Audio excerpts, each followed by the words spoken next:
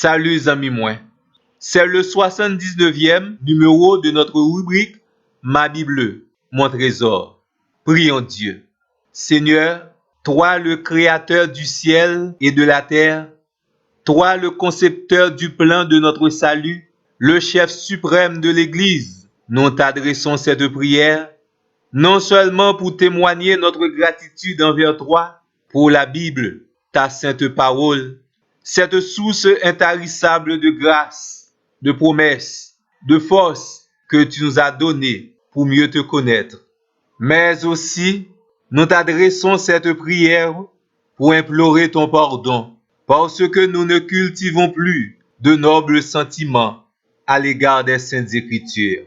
Nous ne ressemblons plus aux croyants de Bérée qui, selon le livre des Actes des Apôtres, chapitre 17, verset 11, ont reçu la parole des enseignants et des prédicateurs avec empressement, mais tout en ayant soin d'examiner chaque jour les saintes écritures pour savoir si ce qu'on leur disait et enseignait était conforme à ta volonté. Seigneur, nous te demandons pardon pour cette négligence, cette imprudence, ce manque de discernement spirituel et ce mépris pour ta parole qui a déjà causé tant de mésaventures dans notre vie. Seigneur, malheureusement, nous sommes devenus des chrétiens très naïfs, des enfants flottants et emportés à tout vent de doctrine, parce que nous avons accordé à la parole des hommes l'autorité que devraient avoir les saintes écritures dans notre vie. Toujours, nous nous empressons de crier Amen aux prédicateurs et aux enseignants sans avoir préalablement examiné et vérifié avec soin leur discours par rapport à ta parole.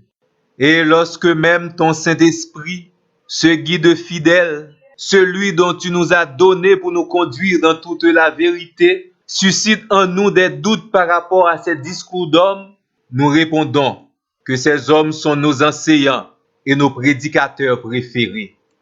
Pardon Seigneur pour cette attitude qui ne vient pas de toi. Pardon parce que, contrairement aux croyants de Bérée, nous ne sommes plus capables de nous placer au-dessus de tous nos préjugés, des idées toutes faites et des traditions humaines qui sont contraires à ta parole. Seigneur, aie pitié de nous parce que nous avons perdu cette qualité remarquable des croyants de Bérée. Nous avons perdu l'habitude de la lecture quotidienne de la Bible. Nous ne déployons plus aucun effort pour lire, étudier et connaître ta parole. Cette parole qui devrait être notre seule et unique référence a été malheureusement abandonnée, puis oubliée. Ainsi, notre confiance en toi ne grandit plus. Notre façon de vivre ne te glorifie plus. Notre amour pour toi et pour ta sainte parole sont fanés et nous avons perdu le discernement spirituel. Notre âme est affamée. Notre vie devient un désert spirituel. Notre témoignage, nos pensées et notre cœur sont vides de trésors spirituels, mais remplis de toutes les vieilles philosophies du monde. Nous ne savons plus comment manier l'épée de l'esprit. Nous avons perdu la puissance transformatrice et victorieuse de l'évangile parce que nos Bibles non lues sont poussiéreuses et jetées aux oubliettes. Seigneur, notre repentance est sincère. Aujourd'hui, accorde-nous ta grâce.